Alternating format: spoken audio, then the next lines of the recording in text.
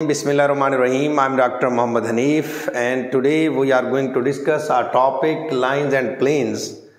So बेटे last lecture में हम पढ़ चुके हैं इक्वेशन की थ्री टाइप्स को, the derivation of equation of three types, तीन तरह की इक्वेशन को किस तरह डिराइव करते हैं.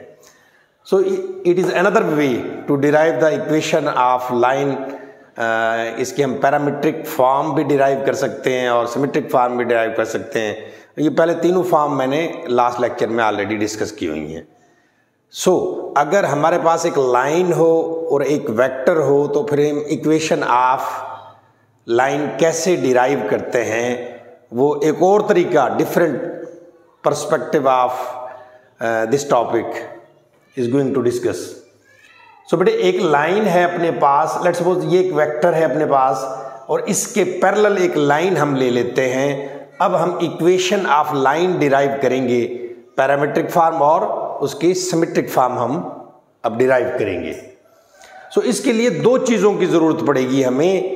एक तो वेक्टर की इक्वेशन ऑफ लाइन, बेसिकली हम इक्वेशन ऑफ लाइन डिराइव करने जा रहे हैं. तो ये एक लाइन है अपने पास, इसकी इक्वेशन ड्राइव करनी है हमें. तो इसकी इक्वेशन ड्राइव करने के लिए वी नीड टू थिंग्स, हमें दो चीज़ों की ज़रूरत पड़ती है. एक तो वेक्टर की, तो हम अपनी तरफ से एक पैरेलल वेक्टर एक ले लेंगे. दूसरा हमें पॉइंट्स की ज़रूरत पड़ेगी. दो पॉइंट्स हम इस लाइन के ऊपर ले लेंगे. लेट सपोज एक को पॉइंट P कह देंगे, एक पॉइंट, पहले पॉइंट को P0 कह देंगे, दूसरे पॉइंट को P कह देंगे. So if you want to derive an equation of line, you need two things, but first you need a vector which is parallel to this line and 2 points on this line. I hope you guys understand. And this vector is a basically direction vector. ये vector भी क्या होगा, direction को show करेगा इस line की को. तो इसके हमने कोऑर्डिनेट्स A, B और C ले लिए. तो this is a position vector of this vector V. So प्यारे बेटे, for this we need two things, points and vector. Since we know that L and this line and this vector are parallel, if this line and this vector are parallel they are scalar multiple of each other. तो ये scalar multiple होंगे एक दूसरे के. सो मैं लिख सकता हूं कि वेक्टर L, ये vector L must be equal to scalar multiple of vector V. यानी ये लाइन पैरेलल है इस वेक्टर के, तो मैं लिख सकता हूं कि इस लाइन का वेक्टर इक्वल होगा scalar multiple of this vector. I hope you guys understand. So vector vector L is equal to T, एक स्केलर है हमारे पास, और वेक्टर V लिख दिया मैंने. So it is vector L is a scalar multiple of vector V. ये हमें बहुत अच्छे तरीके से पहले सीखा हुआ है कि जब दो वेक्टर्स पैरेलल होते हैं तो एक वेक्टर को दूसरे का स्केलर मल्टीपल लिख सकते हैं. सो गिवन पॉइंट्स हमारे पास है. लेट्स सपोज एक पॉइंट ले लेता हूं मैं P0, उसके coordinate x0, y0, z0 and any other point on this line is P is equal to x, y and z. हमने दो पॉइंट ले लिए इस लाइन पर. एक को P0 कह दिया है, उसके कोऑर्डिनेट हैं x0, y0, z0, और दूसरे को कह दिया है पॉइंट P, उसके कोऑर्डिनेट है x, y, z. सो ये वेक्टर L, इस लाइन का वेक्टर किसके बराबर होगा बेटे? जाहिर है उन दोनों पॉइंट्स के दरमियान डिस्टेंस फाइंड कर लेंगे हम. तो हमने सीखा हुआ है कि इनिशियल पॉइंट में से फाइनल पॉइंट को निकाल देंगे. लेट्स सपोज इधर है अपने पास एक पॉइंट P0 और यहां हमारे पास पॉइंट है P. सो इसके कोऑर्डिनेट्स में से इसके कोऑर्डिनेट निकाल देंगे हम. इसके कोऑर्डिनेट क्या है? x, y, z. और इसके कोऑर्डिनेट क्या है बेटे? x0, y0, z0. तो फर्स्ट जब इस लाइन या इन दोनों पॉइंट्स के दरमियान हम पोजीशन वेक्टर डिफाइन करेंगे तो क्या होगा? इस position P0, P position vector का x कोऑर्डिनेट क्या होगा? x minus x0, y minus y naught comma z minus z not.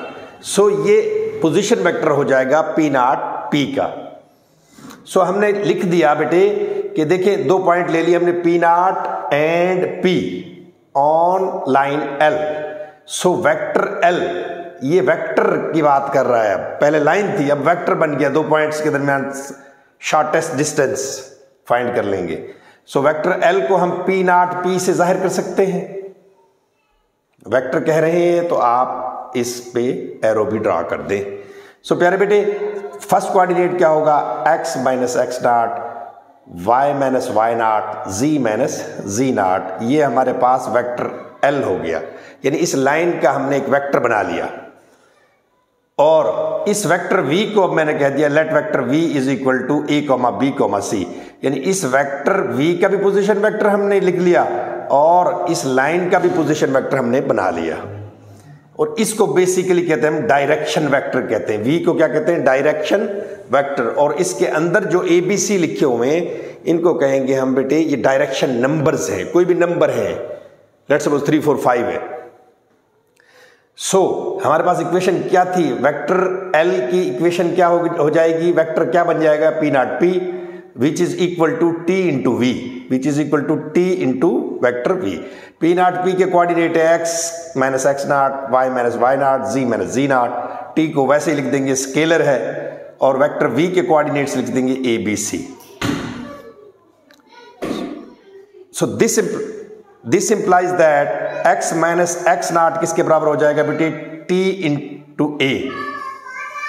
y minus y naught किसके बराबर हो जाएगा, t b के। z माइनस z नॉट किसके बराबर हो जाएगा प्यारे बेटे, t c के। So it is a parametric equation. ये प्यारे बेटे जो इक्वेशन हमने डिराइव कर ली इसको कहते हैं parametric equation of line in 3 dimension, यानी 3D में ये पैरामीट्रिक इक्वेशन हो गई। सो यहां से अगर मैं t को निकालना चाहूं बेटे a डिनोमिनेटर में चला जाएगा, तो t is equal to x minus x naught over a।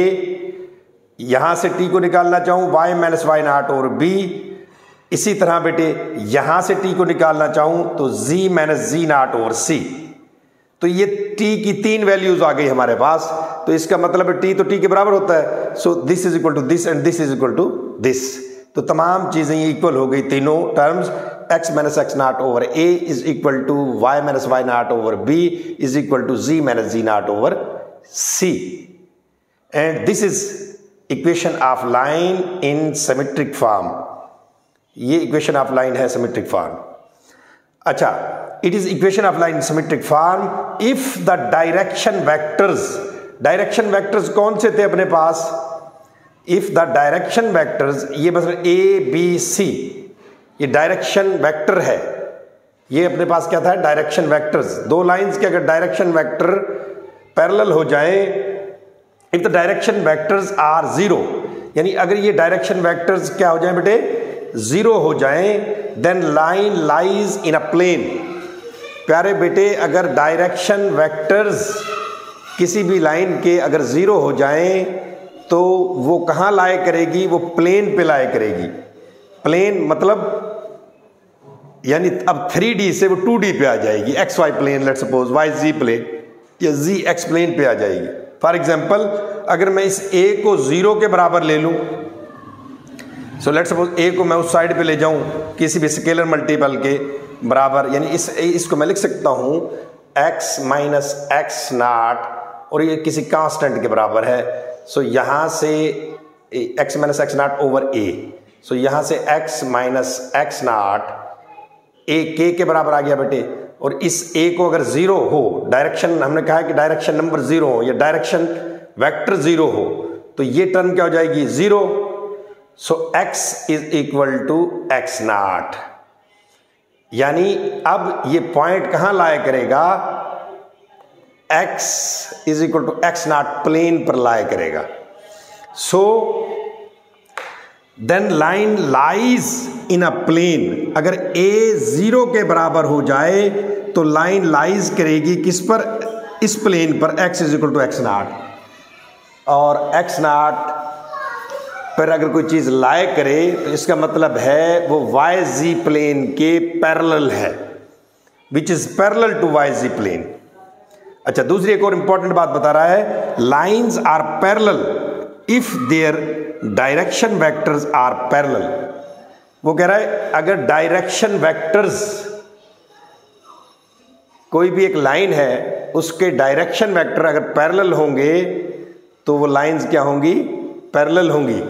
या हम इसे कह सकते हैं कि डायरेक्शन वेक्टर अगर स्केलर मल्टीपल हो एक दूसरे के तो दोनों लाइंस आपस में क्या होंगी, पैरेलल। आई होप आपको यू गॉट माय पॉइंट। जी प्यारे बेटे, हमारे पास दो क्वेश्चंस हैं इक्वेशन ऑफ लाइन से रिलेटेड। वो कहता है find equation of line containing points P1 point P and Q। बेटे हमारे पास पहला क्वेश्चन है कि एक लाइन है और उसके ऊपर दो पॉइंट मौजूद हैं P और Q, P एंड Q। जी प्यारे बेटे अस्सलाम वालेकुम जी। जी प्यारे बेटे, इक्वेशन ऑफ लाइन से रिलेटेड हमारे पास दो क्वेश्चंस हैं, उन्हें हम सॉल्व करते हैं। फर्स्ट क्वेश्चन में कहता है find equation of line containing points P and Q। एक इक्वेशन है हमारे पास और उसमें दो पॉइंट्स हैं P और Q। इसकी हमें पैरामीट्रिक इक्वेशन और सिमेट्रिक इक्वेशन डिराइव करनी है। सो आप याद करें, मैंने अभी थोड़ी देर पहले पढ़ाया था कि हमें जब इक्वेशन ऑफ लाइन की डेरिवेशन करनी होती है तो हमें दो चीज़ों की ज़रूरत पड़ती है, एक तो पॉइंट की और दूसरा वेक्टर की। सो हमने एक लाइन L ली थी, उसके पैरेलल एक वेक्टर ले लिया था, तो वेक्टर की ज़रूरत पड़ती है। वो वेक्टर कैसे फाइंड करते हैं, PQ पॉइंट दिए हुए हैं तो इनमें आपस में डिस्टेंस हम फाइंड कर लेंगे, यानी पोजीशन वेक्टर फाइंड कर लेंगे PQ का। तो पोजीशन वेक्टर होगा वही हमारा, हम वहाँ से हमें वेक्टर मिल जाएगा। और नंबर दूसरी रिक्वायरमेंट क्या है, हमें पॉइंट चाहिए, तो दो पॉइंट दिए हुए हैं, इनमें से किसी भी एक पॉइंट को आप रख सकते हैं। एक पॉइंट ये हो जाएगा, इन दोनों को आपस में माइनस करेंगे Q को माइनस P से, तो हमें वेक्टर हासिल हो जाएगा। तो दोनों चीज़ें हासिल हो जाएंगी, फिर हम देख लेंगे कि are they parallel are not parallel. So let V is a vector which is equal to PQ।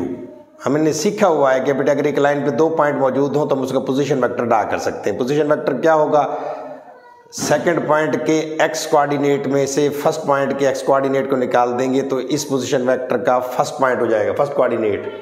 तो मतलब कहने का है 1 minus into minus 1 2 first coordinate हो गया। सेकंड क्या होगा 3/2 माइनस इंटू माइनस 2, ये बेटे 7/2 हो जाएगा। और -3 इंटू माइनस प्लस हो जाएगा 1/2, तो -5/2 हो जाएगा। सो हमें वेक्टर हासिल हो गया इन दो पॉइंट्स की मदद से। ये हमने फर्स्ट लेक्चर में पढ़ा था कि अगर लाइन के ऊपर दो वेक्टर्स मौजूद हैं तो हम उनका पोजीशन वेक्टर इजीली फाइंड कर सकते हैं, और हमने ये फाइंड कर लिया। So parametric equation, so for parametric equation हमें क्या चाहिए, एक पॉइंट चाहिए और एक वेक्टर चाहिए। वेक्टर हमें ये मिल गया, पॉइंट हम लेट्स सपोज इस पॉइंट P को मैं पॉइंट अपनी तरफ से कंसीडर कर लेता हूँ।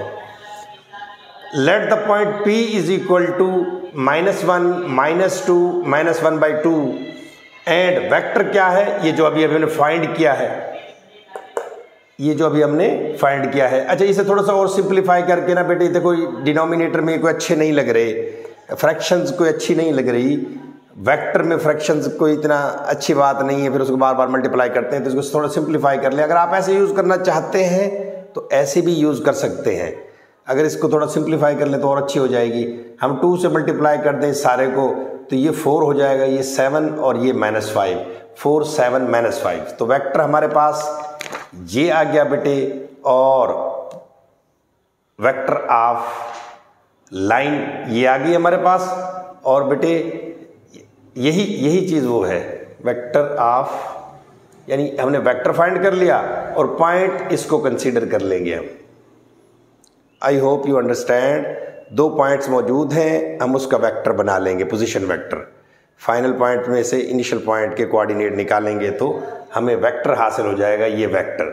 और इस पॉइंट और इस वेक्टर को लेके हम एक पैरामीट्रिक इक्वेशन भी ड्राइव कर सकते हैं और सिमेट्रिक इक्वेशन। देखिए तो अब मैं जब पैरामीट्रिक इक्वेशन ड्राइव करूंगा तो हमने पैरामीट्रिक इक्वेशन ड्राइव की थी, वो क्या होती है, x is equal to x0 plus 80। x0 क्या है हमारे पास, -1, सो एक्स नाट की जगह मैंने -1 लिख दिया प्लस 4t। ये 4 कहां से आया बेटे, ये 4 ये देखो फर्स्ट कोऑर्डिनेट है वेक्टर का। सो ए बी सी, बेसिकली हमने जब वेक्टर लिया था, वेक्टर v जो लिया था उसका पोजीशन वेक्टर क्या था, ए बी और सी। सो इसलिए x is equal to x naught plus a t. So तो यहां a क्या है बेटे, वेक्टर का 4 है। इसी तरह बेटे y is equal to y naught. Y naught क्या है बेटे, this is y naught, this is x naught, and this is how to say z naught, and these are a b and c। ये a4 है, b7 है और c -5 है। So y is equal to -2 plus 7t, और z किसके बराबर आएगा बेटे, z is equal to z naught. z naught की वैल्यू ये है plus z naught plus ct, c की वैल्यू क्या है -5 और t की। This is a parametric equation of line for given value t, यानी t की कोई भी वैल्यू दी जा सकती है। तो पैरामीटर t के अकॉर्डिंग ये इक्वेशन हो गई हमारे पास। इसी इक्वेशन को हम सिमेट्रिक फॉर्म में चेंज कर सकते हैं। -1 को पहली तरफ ले जाएंगे, सो x प्लस 1 और इस 4 को डिवाइड कर देंगे। इसी तरह y प्लस 2 हो जाएगा, 7 को डिवाइड कर देंगे, यानी t की वैल्यू क्या आ जाएगी, y प्लस 2 ओवर 7। यहाँ से भी t की वैल्यू क्या आ जाएगी, x प्लस 1 ओवर 4। यहाँ से t की वैल्यू क्या आएगी, z प्लस 1/2 ओवर -5। तो ये सारी t की वैल्यूज हैं। एक्चुअली ये किसकी वैल्यूज हैं, t's की। तो t ये भी t के बराबर, ये भी t के, ये तो तीनों वैल्यूज आपस में बराबर हो गई। This is A equation in symmetric form. तो सिमेट्रिक फॉर्म हो गई। क्वेश्चन नंबर 2 बेटे देखें, वो कह रहा है आपके पास एक लाइन है x plus 1 over 4 is equal to y plus 2 over 7 is equal to 7 plus 1/2 over -5। एक और लाइन है आपके पास L2, उस वो क्या है, x minus 7 over 8 is equal to y minus 1/2 और 14 is equal to z plus 9 over -10।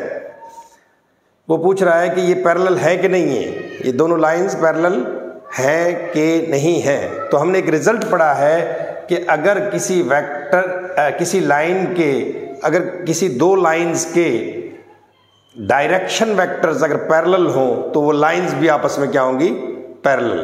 Parallel क्या होते हैं, यानी scalar multiple of each other. यानी अगर इसके ये 3 नंबर, इन 3 नंबरों के अगर कोई स्केलर मल्टीपल निकल आते हैं तो इसका मतलब ये दोनों लाइंस आपस में पैरेलल है। सो आपने जब भी देखनी है कि दो लाइंस को हमने पैरेलल प्रूफ करना है, तो आप ये जो नीचे नंबर लिखे होते हैं, एक्चुअली ये डायरेक्शन वेक्टर के नंबर होते हैं, डायरेक्शन नंबर होते हैं। अगर ये डायरेक्शन वेक्टर इस डायरेक्शन वेक्टर के स्केलर मल्टीपल हो जाए या ये उसका स्केलर मल्टीपल हो जाए तो दोनों लाइन आपस में क्या होंगी बेटे, पैरेलल होंगी। So if direction vectors are parallel the lines must be parallel. So direction vector of L1 क्या होगा, 4 7 -5। डायरेक्शन वेक्टर ऑफ L2 यानी लाइन 2 का डायरेक्शन वेक्टर क्या होगा, 8 14 -10। बेटे 8 14 -10 में से अगर हम 2 कॉमन ले लें तो अंदर क्या बचेगा, 4 7 एंड -5। सो इसका मतलब है ये डायरेक्शन वेक्टर स्केलर मल्टीपल है ऑफ दिस डायरेक्शन वेक्टर। सो दोनों ये डायरेक्शन वेक्टर स्केलर मल्टीपल हो गए एक दूसरे के। इसका मतलब है direction vector of L1 is parallel to the direction vector of L2। और अगर डायरेक्शन वेक्टर्स पैरेलल हैं तो ये दोनों लाइंस भी पैरेलल हैं। So the L1 and L2 are parallel. जी प्यारे बेटे, इक्वेशन ऑफ लाइंस से related another 2 questions, we are going to solve these 2 questions। बेटे लाइन L1 है हमारे पास जो पैरामीट्रिक फॉर्म में दी गई है, और लाइन L2 है ये भी पैरामीट्रिक फॉर्म में दी गई है हमारे पास।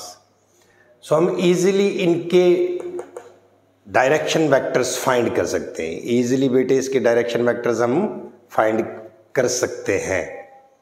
हमने पढ़ा था कि x minus x naught over a is equal to y minus y naught over b is equal to z minus z naught over c। ये a b c है, ये बेटे क्या होते हैं, they are basically the coordinates of direction vector. So यहां देखें x is equal to x naught plus 80, तो a की वैल्यू क्या है -2। तो इस इसका डायरेक्शन वेक्टर क्या बनेगा, -2, -3 और प्यारे बेटे +1। सो इस लाइन का डायरेक्शन वेक्टर क्या हो गया, -2, -3, (1). नेक्स्ट बेटे इस लाइन का डायरेक्शन वेक्टर क्या होगा, देखो बेटे T2 का कोएफिशिएंट क्या है, 1 है, बेसिकली ये A है। सो 1, इस T2 का कोएफिशिएंट क्या है, 2, और इसका कोएफिशिएंट क्या है, -1। सो ये डायरेक्शन वेक्टर हो गया V2 का। अब इन डायरेक्शन वेक्टर्स अगर ये एक दूसरे के स्केलर मल्टीपल होते तो हम कह देते ये लाइन पैरेलल है, but they are not scalar multiple of each other. तो फिर क्या करें, अब हम चेक करते हैं कि आया कि ये दोनों लाइंस इंटरसेक्ट करती हैं कि नहीं करती आपस में। अगर ये इंटरसेक्ट नहीं करती तो जाहिर है पैरेलल होंगी, और अगर इंटरसेक्ट कर जाती हैं तो क्या होगा बेटे, पैरेलल नहीं होंगी। So they are not scalar multiple, we can check their intersection. हम इनके इंटरसेक्शन चेक कर सकते हैं। मतलब कैसे कि अगर x1 x2 पे लाई कर जाए, y1 y2 पर लाई कर जाए, z1 z2 पे लाई कर जाए, सो दे इंटरसेक्ट ईच अदर। दोनों लाइंस एक दूसरे पर मौजूद होंगी तो वो पैरेलल हो जाएंगी। लेकिन हम चेक करेंगे तो they not intersect each other, और जब इंटरसेक्ट नहीं करेंगी तो ये they are not parallel to each other. So प्यारे बेटे गौर से देखें कि हम क्या करेंगे, x1 को x2 के बराबर रख लेंगे, यानी इस टर्म को इस टर्म के बराबर रख लेंगे। So 1 - 2t1 is equal to -3 + t2। Next इस टर्म को इस टर्म के बराबर रख लेंगे, यानी y1 को y2 के बराबर रख लेंगे। तो -1 - 3t1 is equal to -2 + 2t2। फिर उसके बाद प्यारे बेटे इस z1 को z2 के बराबर रख लेंगे, -2 + t1 -2 + t1 is equal to 3 - t2। अच्छा, इन इक्वेशंस को हमें t1 और t2 की वैल्यूज हम फाइंड कर लेंगे इन इक्वेशन से। हमारे पास दो इक्वेशन है, दो वेरिएबल है, बल्कि इक्वेशन ज़्यादा है, तो we can easily find these values. So for t1 1 - 2t1 is equal to -3 + t2। 1 - 2t1 is equal to -3 + t2। ये पहली इक्वेशन ले ली हमने। उसके बेटे ये लास्ट वाली इक्वेशन को इसके नीचे लिख देंगे, -2 + t1 is equal to 3 - t2। सो इनको जब ऐड करेंगे हम, t2 से 2 कैंसिल हो जाएगा, -3 + 3 0 बेटे, और -2t1 में से t1 जाए तो t1 बच जाता है, और -2 में से 1 जाए तो -1 बच जाता है। तो यहाँ से t1 की वैल्यू आ जाएगी -1। जब t1 की वैल्यू इन दोनों इक्वेशन में कहीं भी इंसर्ट करेंगे तो t2 की वैल्यू क्या आ जाएगी, 6। अब ये t1 और t2 की हमारे पास वैल्यूज आ गई। अगर ये वैल्यूज ट्रू है so they will satisfied these 3 equations. अगर ये वैल्यूज हमारे पास ठीक है, यानी हमने ठीक निकाला है, इनका सोल्यूशन ठीक है, तो फिर ये इन तीनों इक्वेशंस को सेटिस्फाइड करेंगी। अगर ये तीनों इक्वेशन को सेटिस्फाइड कर दें तो इसका मतलब क्या हो जाएगा, x1 बराबर होगा x2 के, y1 बराबर होगा y2 के, z1 बराबर होगा z2 के। हमने अपनी तरफ से अजम्पशन ली थी कि लेट x1 x2 के बराबर है, y1 y2 के बराबर है, z1 z2 के बराबर है। जब बराबर है तो एक दूसरे को अप्लाई करते होंगी, पैरेलल होंगी। सो अब इन t1 और t2 की वैल्यूज को पुट करके देखते हैं, इंसर्ट करके देखें इन इक्वेशंस में, तो आपको पता लगेगा जब हम x एक्सिस में पुट करते हैं t1 की वैल्यू -1 और t2 की 6 पुट करेंगे इसमें, तो 3 = 3 आ जाएगा। पहली इक्वेशन सेटिस्फाइड हो जाएगी।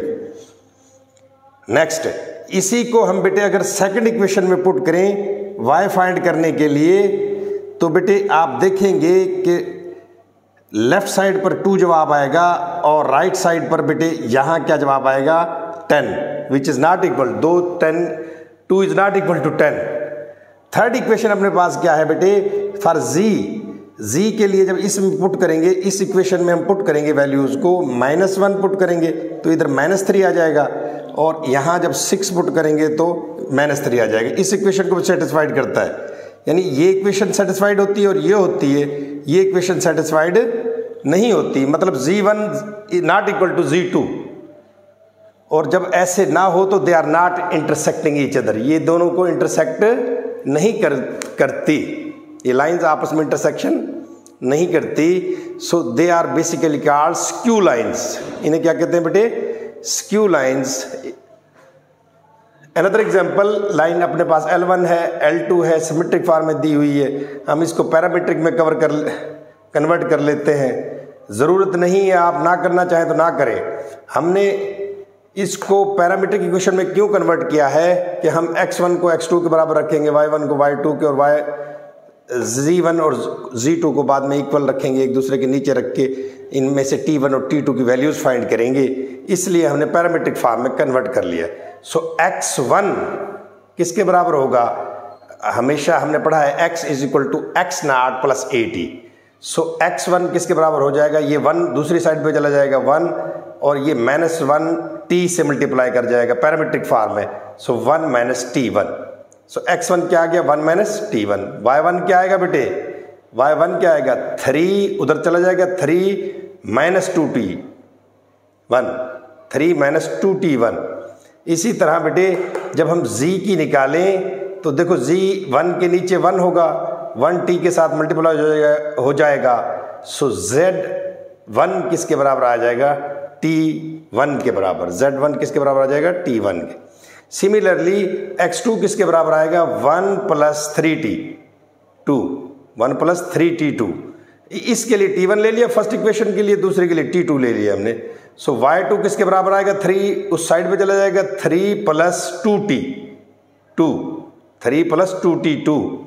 इसी तरह बेटे z2 ये 1 पहली तरफ चला जाएगा, 1 प्लस T2, z2 की इक्वेशन क्या आ जाएगी? 1 प्लस T2। सो यहाँ से हम डायरेक्शन कोसाइन अपना डायरेक्शन वेक्टर्स इजीली फाइंड कर सकते हैं, बल्कि ऊपर इक्वेशन से देख के आप लिख सकते हैं। सो z जिसके नीचे कुछ ना हो उसके नीचे 1 होता है। सो -1 -2 1, ये क्या हो गया? डायरेक्शन वेक्टर हो गया लाइन 1 का, और ये दूसरा 3 2 और बेटे जिसके नीचे कुछ ना हो 1 होता है। सो 3 2 1 ये डायरेक्शन वेक्टर हो गया दूसरे का। So they are not scalar multiple of each other, so they are not parallel. So इसके मतलब डायरेक्शन वेक्टर्स पैरेलल नहीं है। अब लाइंस को हम चेक करेंगे, either they are intersecting or not intersecting. So प्यारे बेटे हमने फर्स्ट लाइन को लिख लिया। फर्स्ट लाइन क्या थी? 1 माइनस T1 को हम बराबर रख लेंगे 1 प्लस 3T2 के। फिर उसके बाद क्या करेंगे हम बेटे? 3 माइनस 2T1 को रख लेंगे 3 प्लस 2T2 के बराबर, या T1 को बराबर रख लेंगे 1 प्लस T2 के। सो हमने ये z वाली इक्वेशन ले ली और x1 और x2 वाली ले ली, यानी इस इक्वेशन को ऊपर रख लेंगे, 1 minus T1 is equal to 1 plus 3T2 ऊपर रख लिया। नीचे इस इक्वेशन को रख लेंगे, T1 is equal to 1 plus T2। So जब इन्हें प्लस करेंगे तो बेटे हमारे पास यहाँ से T2 की वैल्यू आ जाएगी -1/2। -1/2 इस इक्वेशन में पुट करें या इसमें पुट करें, हमें T1 की वैल्यू आ जाएगी 1/2। अब इन दोनों वैल्यूज़ को आप इन तीनों इक्वेशंस में पुट करेंगे तो आप ये इक्वेशन सेटिस्फाइड हो जाएंगी। मींस x1 बराबर हो जाएगा, यहाँ से आप देखें x1 बराबर हो जाएगा x2 के, y1 बराबर हो जाएगा y2 के, z1 बराबर हो जाएगा z2 के। ऊपर वाली एग्जाम्पल में ये बराबर नहीं हुए थे, z सेटिस्फाइड नहीं हुआ था, दो इक्वेशन सेटिस्फाइड हो गई थी, एक नहीं हुई थी। यहाँ ये तीनों इक्वेशन सेटिस्फाइड हो जाएंगी for these values T1 and T2। So hence they are intersecting each other. तो ये हमारा बेटे आज का लेक्चर था। अगर आप लोगों को पसंद आया तो काइंडली लाइक कर दें, सब्सक्राइब कर दें और बेल आइकन को हिट कर दें ताकि नए आने वाली वीडियोस आपको मिल सकें। खुश रहें, शाद रहें, आबाद रहें और जाते जाते एक शेर सुन लें। हिसाब उम्र का इतना सा गोशवारा है, हिसाब उम्र का इतना सा गोशवारा है, तुम्हें निकाल के देखा तो सब खसारा है।